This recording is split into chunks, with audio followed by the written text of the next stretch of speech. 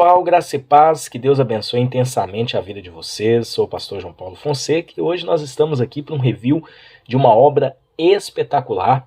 É um compêndio de escritos sobre a dinâmica arminiana da salvação. É uma publicação da editora Reflexão, uma obra de mais de 400 páginas, 460 páginas de puro arminianismo clássico, trabalhando aspectos da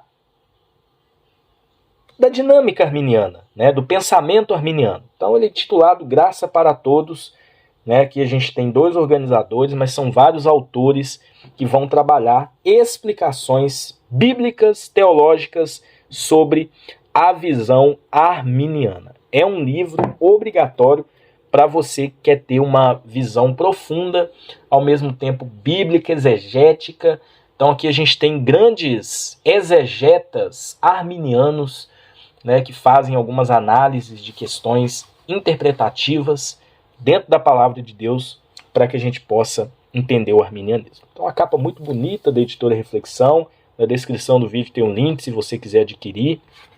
Editora Reflexão, que sem dúvida alguma é a maior editora arminiana do Brasil. Então aqui a gente tem primeiro uma folha de rosto, ficha catalográfica, uma obra de 2016.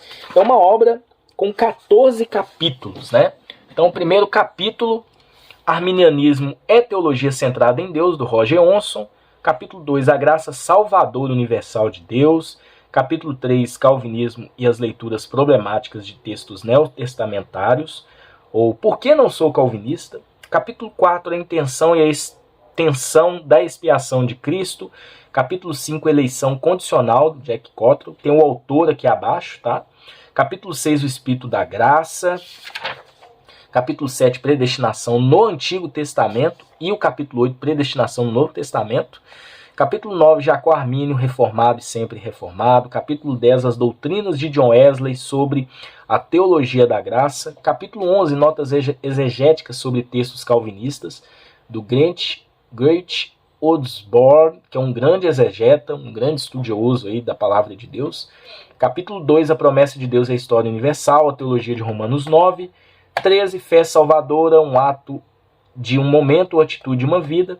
E o 14, Soteriologia, Perseverança e Apostasia na Epístola aos Hebreus. Então aqui tem os colaboradores, que foram os autores de cada capítulo. Tem aqui um prelúdio, um prefácio. Nós, portanto, oferecemos essa poderosa antologia de ensaios arminianos voltados para este propósito. Defender essa doutrina nos leva a focar na universalidade da graça. Então, aqui eu fiz várias marcações, né? Tem partes aqui que são muito interessantes, né? Então o prefácio ele é bem exaustivo também. Olha só, tem muita coisa boa aqui, explicando um pouquinho de como o material foi trabalhado. E aí a gente já entra aqui na página 29, capítulo 1, Arminianismo é Teologia Centrada em Deus. E tem um autor aqui sempre, uma letra bem confortável, é um material muito bem organizado, tá? Abaixo tem algumas notas também, alguns materiais que foram citados. Então aqui é uma defesa. O Roger Onson vai fazer uma apologética, né, que o arminianismo é sim a teologia centrada em Deus, né? O Roger Onson escreveu um ótimo livro, Arminianismo, Mitos e Verdades, né, da teologia arminiana. Então ele é um grande apologeta do arminianismo, né? Então aqui ele vai explicar que sim, o arminianismo é uma teologia centrada em Deus. E olha só, apesar das objeções contrárias, eu argumentarei que a teologia arminiana clássica é tão centrada em Deus quanto o calvinismo, se não for ainda mais. O Deus em seu centro, cuja glória, ao contrário das alegações dos críticos, é o principal fim ou propósito de tudo, que não é moralmente ambíguo. Esse é o principal ponto do arminianismo, né? Como demonstrarei, a própria teologia de Armínio era plenamente centrada em Deus em todos os sentidos. E aí ele vai discorrendo, vai desenvolvendo, né? Para ele, o livre-arbítrio humano é sempre a causa do pecado e do mal, e Deus jamais é a causa deles, mesmo que indiretamente. Embora deva ser observado que em sua doutrina da providência, Armínio afirma que a criatura não pode fazer coisa alguma sem a permissão e até mesmo cooperação de Deus. Essa é a única razão pela qual ele afirma o livre-arbítrio. É verdade que tanto o arminianismo como o calvinismo devem ser definidos tanto por seus sistematizadores quanto pelos seus fiéis fiéis seguidores. Então, é um capítulo muito importante. Finaliza aqui na página 53, o capítulo 2, a graça salvadora universal de Deus. Esse capítulo vai enfatizar que o amor de Deus, ele é um amor totalmente limitado. Então, a graça, afinal de contas, essa dinâmica de toda a ação de Deus, ela pode ser explicada, e aí ele traz que a graça, então, oferece perdão e reconciliação, onde a ira e exílio são adequadamente merecidas. Então, a graça, que é Deus livre, amável e salvificamente atuando na vida dos seres humanos. E aí ele vai explicar e vai desenvolver. É um aspecto assim bem minucioso. Esse capítulo ele é um capítulo um pouquinho mais rebuscado, mas ele cita algumas passagens bíblicas sobre a verdade universal da graça de Deus disponível a todos os seres humanos. Tá bom? Então, capítulo 3, eu já entrei no capítulo 3 aqui, eu acabei pulando. O calvinismo e as leituras problemáticas de textos neotestamentários. Então, aqui ele vai fazer uma exegese de textos que calvinistas defendem com relação a alguns textos que, segundo os calvinistas, defendem a sua linha de pensamento. Então, ele faz uma defesa arminiana, claro, porém ele vai nos textos e faz uma análise sobre esses textos, tá bom? Então, um capítulo muito legal também, esse capítulo 3, particularmente eu achei assim muito interessante. Ele vai trabalhando, por exemplo, a visão calvinista de Deus está em contradição com a auto-revelação de Deus na Escritura. Exemplo, Deus revela uma intransigente oposição ao pecado e ao mal, mas o calvinismo defende que Deus realmente decretou cada expressão de pecado e mal na experiência humana. Deus revela sua vontade salvífica universal, mas o calvinismo afirma que Deus tem uma vontade salvífica extraordinariamente restritiva. Deus desafia seu povo à obediência sobre a suposição de que de que eles podem fazer escolhas significativas para serem obedientes, mas o calvinismo argumenta que Deus ordenou as escolhas que os crentes farão em cada situação. Tá vendo? Então, ele vai trabalhando, abaixa aqui algumas notas. Então, esse capítulo 3 também é muito importante. Vamos para o capítulo 4, a intenção e a extensão da expiação de Cristo, Robert Pitirilli. A gente fez um review recentemente de um livro dele, né, sobre o livre-arbítrio. E essa parte aqui é muito interessante porque ele vai argumentar que Jesus morreu como resgate ou redenção. Ele vai explicando com base em textos bíblicos. Né? Jesus morreu como propiciação, e aí ele vai desenvolvendo dentro da visão arminiana. Tá bom? É o foco dele aqui, trabalhar dentro da visão arminiana. Capítulo 5, eleição condicional, Jack Cottrell.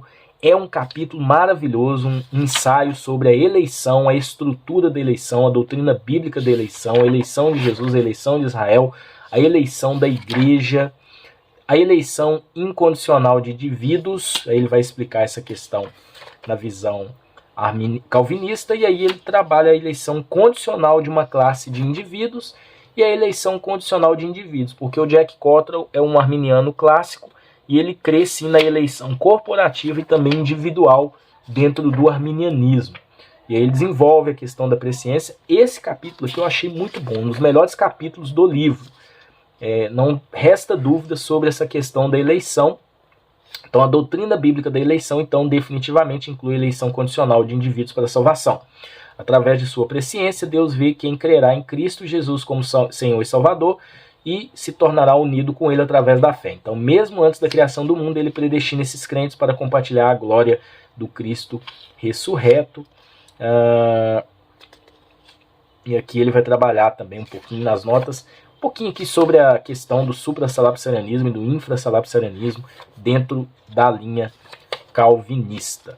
Então, aqui tem um pouquinho da responsabilidade humana.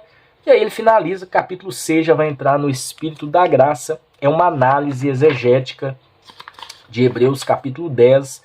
Então vai trabalhar aqui a doutrina da graça como cerne da revelação divina. Ele vai discorrer pela Bíblia esse assunto sobre a graça, né, e o Espírito Santo agindo, né, e o Espírito de graça e fé a graça como causa da salvação e a fé como caminho que nos leva a essa graça.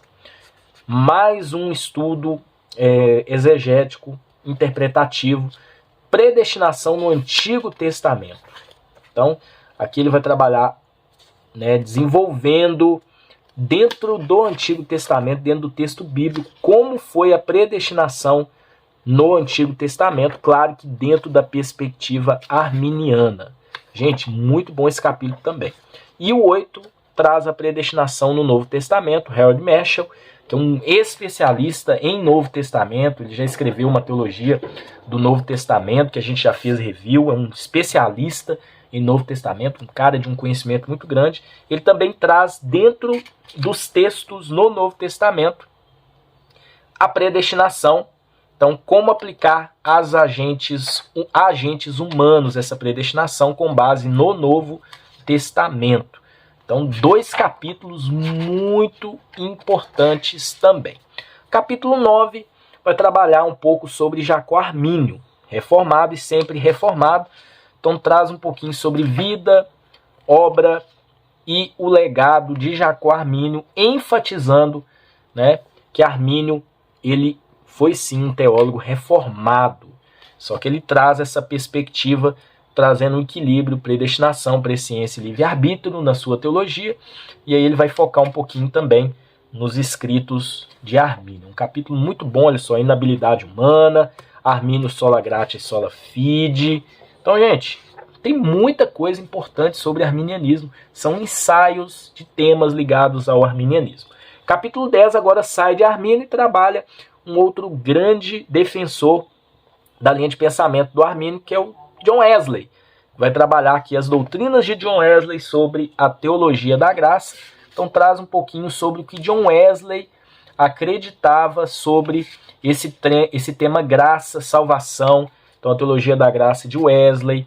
Então aqui ele vai desenvolvendo também as doutrinas de John Wesley, sua linha de pensamento, cita várias falas sobre graça aperfeiçoadora, graça transformadora, sobre a questão da santificação.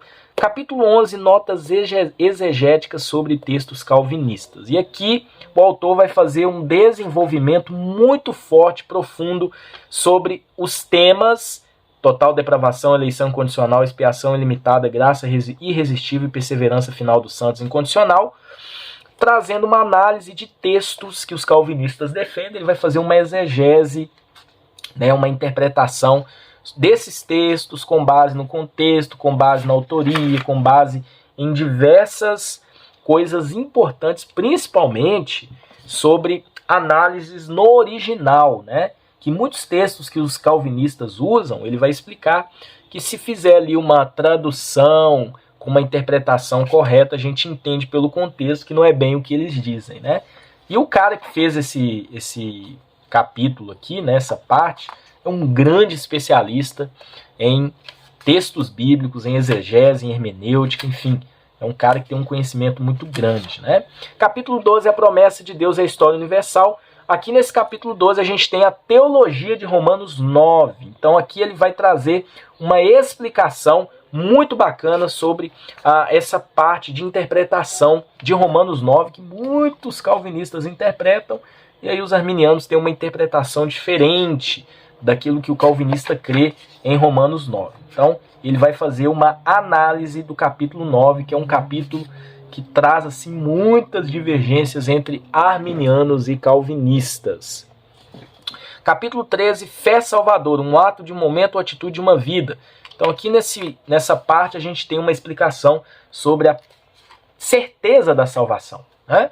Então, inclusive sobre a questão da fé salvadora, a questão da ação do Espírito Santo, e aí tem aqui a visão calvinista e arminiana, né? E ele faz uma apologética também dentro da visão arminiana. Então, gente, muito importante. Cada ensaio desse é um complemento.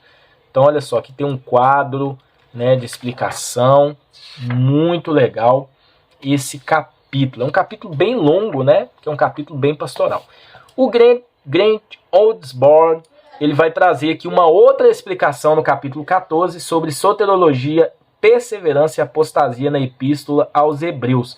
que traz muitas discussões também nessa questão de arminianismo e calvinismo. E aqui ele vai explicar de uma forma bem contundente, né, a exegese correta de Hebreus capítulo 6, onde nós temos assim, principalmente, ele vai trazer aqui o livro de Hebreus de uma forma bem completa, não só do capítulo 6, que fala sobre apostasia, mas ele traz aqui uma explicação no original sobre a perseverança e apostasia na epístola aos Hebreus. Ele que é um grande intérprete das Escrituras também, um grande especialista em textos bíblicos, ele vai no original, ele cita outras passagens na Bíblia, o contexto também, de acordo com até com aquilo que está no Antigo Testamento. E aí nós finalizamos, né, página 460, onde 460, perdão, a gente finaliza o conteúdo dessa obra tão importante para você ter, sim, um manual sobre a dinâmica arminiana da salvação, vários estudos, vários ensaios importantíssimos para que você possa compreender a ação de Deus na vida do homem, visando a salvação dele dentro da perspectiva arminiana, com assuntos muito importantes, bem específicos, bem intencionais, para que você possa compreender a dinâmica arminiana da salvação. Que Deus abençoe vocês e até um próximo review, se Deus assim permitir.